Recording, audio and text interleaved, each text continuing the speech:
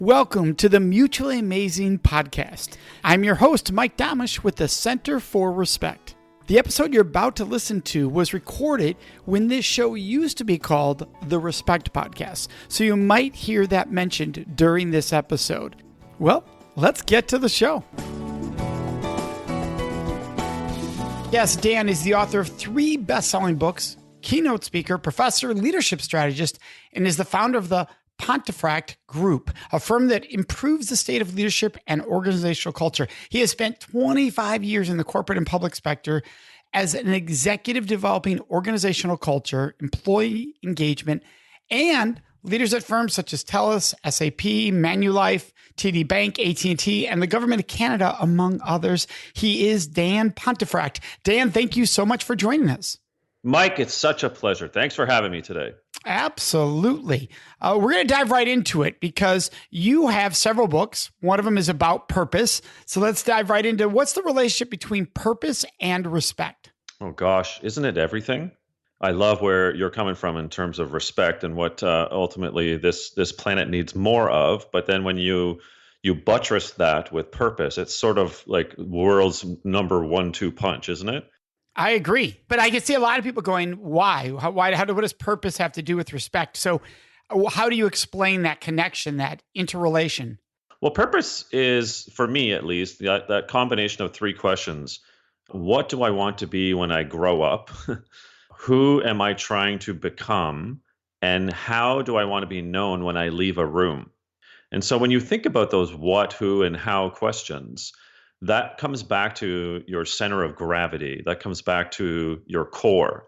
And for me, whether you are a parent or a neighbor or a leader or a CEO or an executive assistant, those types of questions then relate back to whether or not you respect yourself in the pursuit of purpose and whether you respect others in said pursuit of purpose. Because, if you lack purpose, you are ultimately lacking respect for yourself and others because you are steamrolling or you're ignoring or you're failing to consider the empathy of someone else and so forth. Like, to me, I think there's an inextricable link between the two.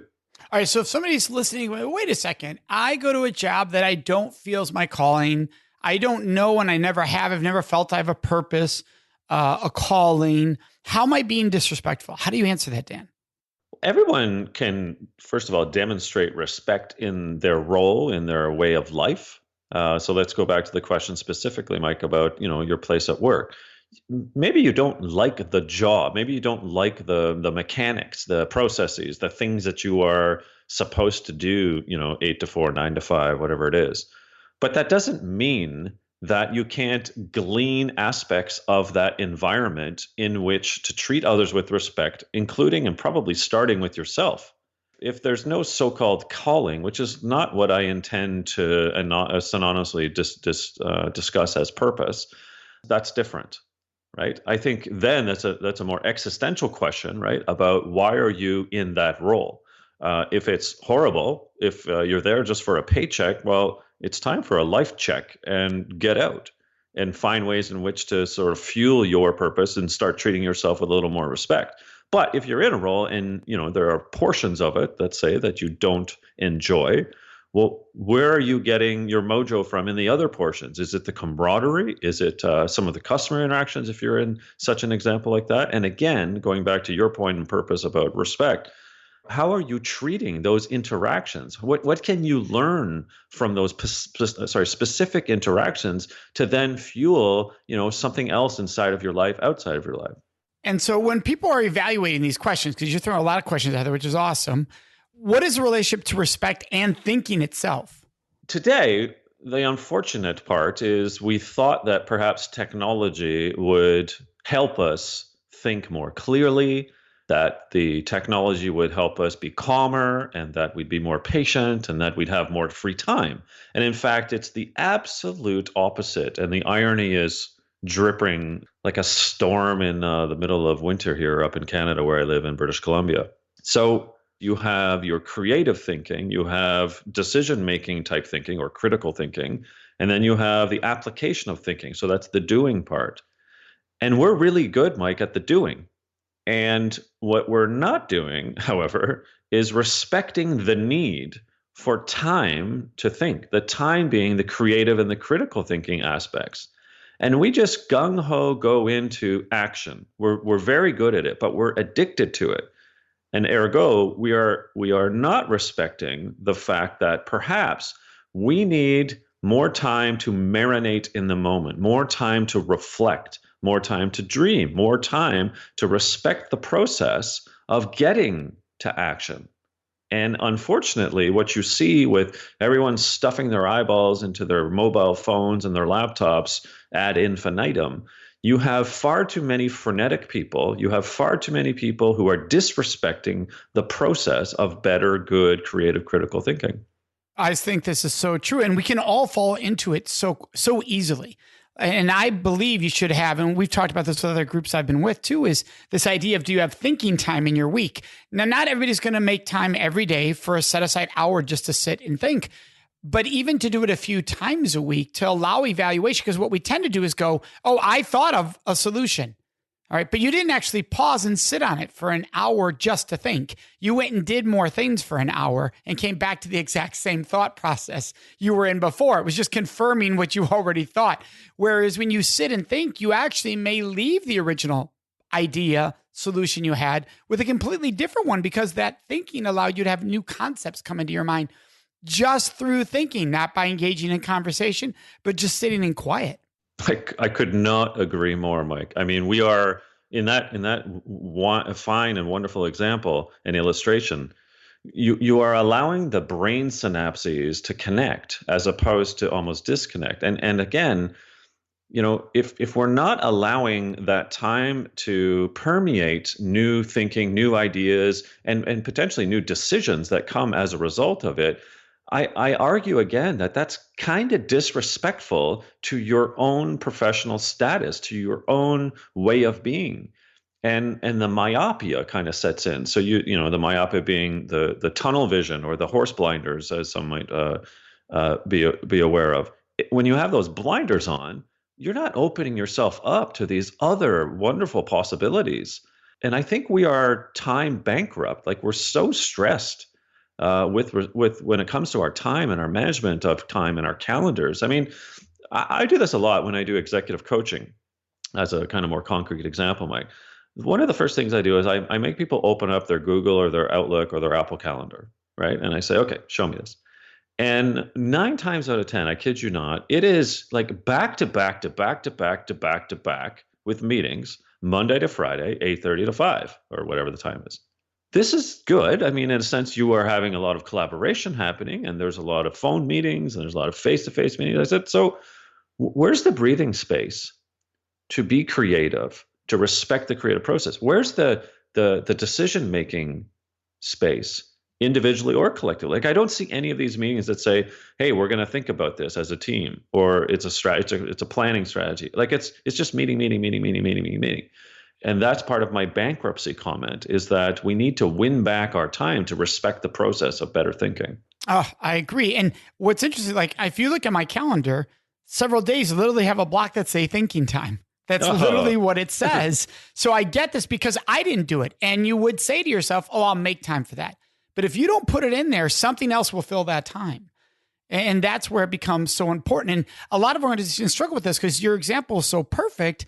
They struggle with this concept of, well, we need meetings to have great ideas instead of we need silence sometimes to have great ideas. So again, when I'm doing the calendar exercise, right, then I show mine. Or even when I'm doing keynotes, right, I sort of show a screenshot of my calendar, a weekly calendar.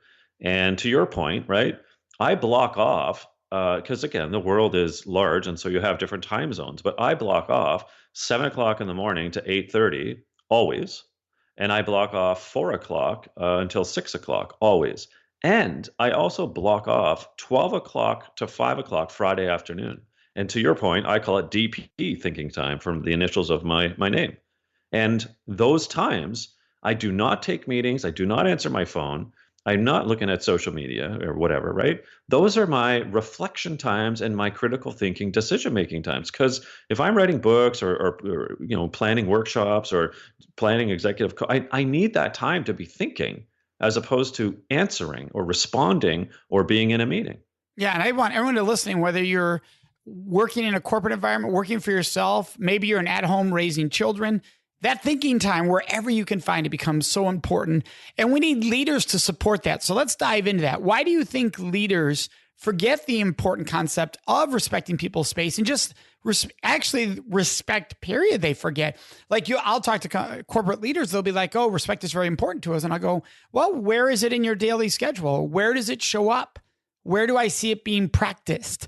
Where is it in everyday development? Why do you think leaders so quickly forget about the practicing of respect and how you treat others and how you value others?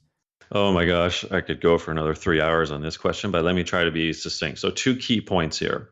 The first is empathy, and the second has to do with pace.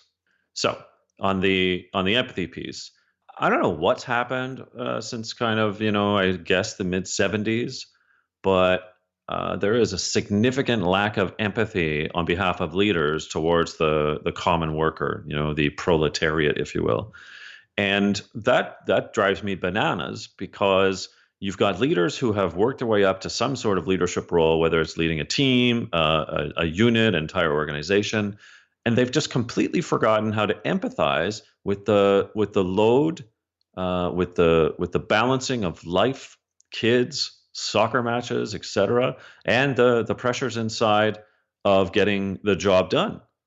And so we have not been able as leaders to put ourselves in the shoes of those that are below us, in a very hierarchical term there, to understand what's going on in their lives, their work lives. And that's a problem, because by not putting yourself in the shoes of the common worker, you're not able to truly understand those pressures. You're not able to truly understand what's making up their lives that's causing such duress. So overall, I'd say we need to win back our empathy as leaders to better understand what's going on in the lives of our workers. Yeah. And I would say if you're a parent, you can practice that right in home life. A lot of parents forget, am I being empathetic to what my child just experienced? What they tend to think is, how do I fix what my child just did? Which is not empathy. That's not empathy at all. And we all tend to do it in leadership roles, whether it's parenting or it's corporate. How do I fix what that person did? Versus how do I have empathy for them in this moment? Because they're going to be more embarrassed, frustrated, disappointed than anyone that didn't go well. It was their project. It was their decision. My beautiful better half, Denise, and I are raising three goats, as we call them. The kids are 16, almost 14, and 12, and girl, boy, girl. And the middle guy suffers from a pretty extreme case of ADHD. And from whatever we've known, right, 9 years or so, we've forced ourselves as parents to empathize with the middle guy, so that we better appreciate where his headspace is coming from when he snaps, or whether he's attention deficit in a particular situation, et cetera, et cetera. So I agree, as a parent, right? We need, whether it's ADHD or otherwise, you can't just jump off a cliff and berate your kid because they've done something wrong. You got to put yourself in their shoes and say, you have no prefrontal cortex right now. You have no executive function, right? There's no ability for you to pause, because that's just the lack of brain development with these kids. But so to make my point analogously with leaders, imagine if leaders were pretending, if you will, that also adults have a deficiency with their executive function. And at times, because of the load and the pressures and stress, et cetera, there is a lack of, ability to withstand some of that pressure. That's what leaders, like a parent, ought to do. What's going on with that kid? What's going on with that employee? Oh, that's leadership to me. It really is, Mike. Oh, I agree 100%. And that's why when we live at 360, it makes it so much easier in the workplace, right? If you're just trying to be a respectful leader in the workplace, but you're not one at home, odds are you're not really a good one in the workplace. You just fake it really well, because you've got to live it. Well, that goes back to, I'm Canadian, so I'm going to use a hockey metaphor here, but it's applicable to basketball and to football and baseball. As a leader, are you playing for the name on the back of your jersey or for the crest on the front? And the crest on the front for me is your team, or it's your organization. It's, I might have the captain, C on the front of the crest here. I maybe quote the leader, but I'm going to send that elevator back down and I'm going to be there with you on the front line. I'm going to work with you. I'm going to empathize with the situation. We're going to get this done as a team. I might take an accolade, but I'm also going to take the hit if we fail because it's my responsibility. But I'm going to be there with you. And that's what we need more of. Love it. And you yourself were an athlete. You were on the national soccer team in Canada. Tell us about that. Well, with a couple of English parents and immigrating over from England to Canada, I guess I had some DNA in me naturally, and not a lot of soccer players at the time in Canada. But the lesson I learned out of that actually was one that got me into leadership strategy, leadership development, leadership coaching for my entire career. Now that I'm turning 48 in a month, and that was the short little story. So we're at a national team training camp. And it was in preparation for the under 16 World Cup at the time. And a team of 30 kind of kids from across Canada. And it's the final day, and we get called into this auditorium because they're going to tell you the makeup of the final team. And everyone's excited, but we know that some guys aren't going to make it, right? It's been a week-long training camp. So we sit down. The managers come out on the stage, they get to the microphone, they got a clipboard, and they start calling out the names of the boys that have made the team. So once your name was called, you come up on stage, you'd shake the hand of the managers, and you walk off into this other room and you'd be feted, right? So they take 18 kids, and I was not one of those first 18 to be called. And so, kind of shock, chagrin, you're sitting there, and the manager comes back up to the mic and he says, "Oh, better luck next time, boys." And he walks off the stage, Jeez, leaving these 15, 16-year-old boys in a pool of misery and tears. And I'm sitting there, Mike, and I'm staring at this guy, and he's just walked off, and there's 12 of us there in the room, and crying and wailing and mad. And I get up and I walk to my dorm room. I pack my bag. And at the time, my parents had a cottage about 3 hours away by car from the campsite. And I decided to walk to the cottage and collect my thoughts and say, what the hell just happened? Not just that I didn't make the squad, but that how could anyone treat people that way, Mike? And there's certainly no empathy, certainly no respect to the point of your good work, and certainly no higher purpose, right? And so that, as a 15-year-old, 15 and a half, I was like, never again. And that set me into sort of a 30-year journey, I suppose, into leadership.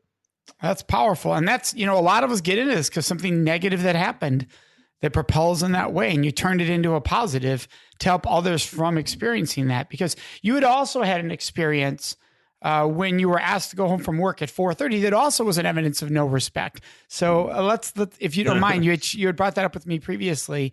Share that story. Yeah. So, I mean, I've only recently gone on my own to sort of help the world in leadership. And as you've mentioned, thank you, by the way, I've had these kind of really cool and senior leadership roles in many different organizations. Anyway, this particular moment was week 3 of a new gig where I was the director of learning and sort of internal culture and external education services and so forth. But my boss, a VP, had also been hired the same time as I, which was weird. So HR had hired these two guys different times. So we started the same week, and I reported into this new guy. We'll call him Eric for the purpose of the story. So his desk and his EA's desk in this kind of open concept arena was right beside an elevator. We were on the 3rd floor of 3 floors, and the only way to get down, other than going way on the other side of the building to the stairwell, was to go down the elevator. So it's 4:30. And I walk past Eric, and I'm about to go to the elevator, and he looks up over his kind of cubicle, and he's like, and he got my name pronunciation wrong, right? He's like, Pontefract. And I was like, okay, it's Pontefract, but whatever, in my head, right? So yeah, come here. So I trops over to the cubicle area, and he's looking at me, this little pregnant pause, right? He looks down at his watch on his wrist, and Mike, he says, hey, you know what time it is? And I don't wear a watch, and I look at the fake watch on my wrist, and I say, it is. It's 4:30. He didn't know what that meant. I'm like, it's 4:30. He's like, oh, right. Exactly. I'm like, and again, he looks at me, and he's like, don't you think it's a little early to be going home? And so in my head, I'm thinking to myself, well, that is an abuse of power. But I'm like, okay, collect your thoughts, Dan. How do you turn this into a positive? New boss, right? And I said, well, actually, I came in at 7:15 because I like starting early. What time did you come in today, Eric? Knowing he came in at 9. And he said, oh, you were here at 7:15? I was like, yeah. And now I'm going to go home and I'm going to spend time with my newborn daughter, Claire. And is that okay? Because I think that's fair. I put in 9 hours. He's like, oh, I'm sorry. It's like, well, I'm glad it went this way, but it could have gone differently, couldn't have. So it was another kind of egregious example, right, where a leader is trying to assert power for some reason only to serve its own word power. And I hope, and I know Eric later one day, said to me, "Hey, thanks for setting me straight there." And he was just a couple of years older than me as well. But again, it's just a little capstone example where the disrespect at times that leaders think they need to exert because of their title, because that they have, quote, a bigger budget, they have, the top of the ladder is where they ought to be perched, so they're going to have to bark orders. That's the makeup of many people who think what leadership is. And I think Eric got a very soft punch to the head by me to say, you don't have to act that way. Why do you think that people get stuck into those systems of 9 to 5 structure versus are we getting the job done, respecting what the person's bringing to the table versus are they following the rule? There's a myriad different answers to that. I think a couple. The first I would say is we're still stuck in Taylorism. And for those that are unfamiliar, the quick story there, Frederick Taylor back in the early 1900s was the principal founder of something called the Scientific Principles of Management. He had a stopwatch at Bethlehem Steel in Pennsylvania, and he started trying to find ways to make workers more efficient through essentially command and control techniques, like, carrot stick stuff. And then as World War I turned into World War II, and command and control of an army became the way in which to win, I'm using air quotes, those tendencies got picked up in some of the management training, and those tendencies then drifted into management structures themselves. So you have just kind of a 1-2 punch of Taylorism and command and control coming out of war. And then the third one, I'd say historically, was right about 1980, to be dead honest. And that's when a guy called Milt Friedman became the economic advisor of Ronald Reagan. And when Reaganomics and Margaret Thatcher gleaned in and glommed onto everything we do in an organization is for profit, and we fixate on the profit, then what happened was many leaders became addicted to taking whatever measures was necessary to ensure that profit was increasing. And we lost our humanity. We lost certainly respect, Mike, of how to treat the worker and the culture of the team. So I think, it's been brewing, and I think it's exacerbated, and it's wrong in my opinion, because we're all on the journey to the waterfall, as I often say. We all end up 6 feet under. So why can't we treat each other as human beings with a little more respect in how we operate? Absolutely. And you believe there's a great lesson in Space Challenger versus Apollo 13, which I know is very off what we just would discuss, but you believe this brings different types of respect to the discussion. So can you explain that, the different types of respect in discussing the Space Challenger versus Apollo 13? Yeah, I mean, sometimes in hindsight, tragedy is one of the best educators of empathy, of respect, of leadership. And if you juxtapose those kind of two challenges, in the Space Challenger example, we have an example whereby leaders at NASA were ignoring the pleas of both the contractors and those that were involved with the so-called O-ring that eventually led to the Challenger disintegrating before our eyes. And the memos and the pleas to say, look, this space shuttle cannot launch in below 50-degree Fahrenheit weather. Please, wait till the afternoon when it gets warmer. It was right in front of them, and leaders ignored it. They ignored the science. They disrespected the opinion of others, to be dead honest. Whereas if you kind of look at Apollo 13, there was no one's fault what occurred in the lunar module and what happened up in space with Lovell and team. What you saw, however, between Gene Kranz, who was kind of flight ops director, was this wonderful demonstration, whether you've read Kranz's version or Lovell's version, or you've seen Tom Hanks in the movie Apollo 13. What you see is a demonstration of empathy, of collaboration, of listening, of respecting the fact that everyone has got an idea in which to bring these three men back, including the three men that are hurtling towards outer space. In these two kind of NASA examples, you've got one, which was ironically earlier than the Challenger one. You've got the Apollo 13 one that happened kind of 15, 17 years before Challenger example. But both of them tell you, lessons about that, listening, the empathy, the respect of people, because at the end of the day, aren't we all on this for one reason? It's just to, kind of quote, have a good time and work together and enjoy life. Why not listen to the opinion of others? Why not respect that, such that, maybe the end result is, in the case of Apollo 13, certainly much better off. And we kind of know what happened with the Challenger situation. Well, Dan, this has been so insightful. That was another great example. I want to make sure everybody knows your books. They are Flat Army is one, The Purpose Effect is another, and Open to Think is a third. So, and they can find you all at danpontefract.com. Now, it's just like it sounds, actually. Pontefract. So danpontefract.com. And that's same with Twitter. It's dpontefract. Instagram is dan.pontefract. But all of that is at danpontefract.com. We'll have that all in the show notes.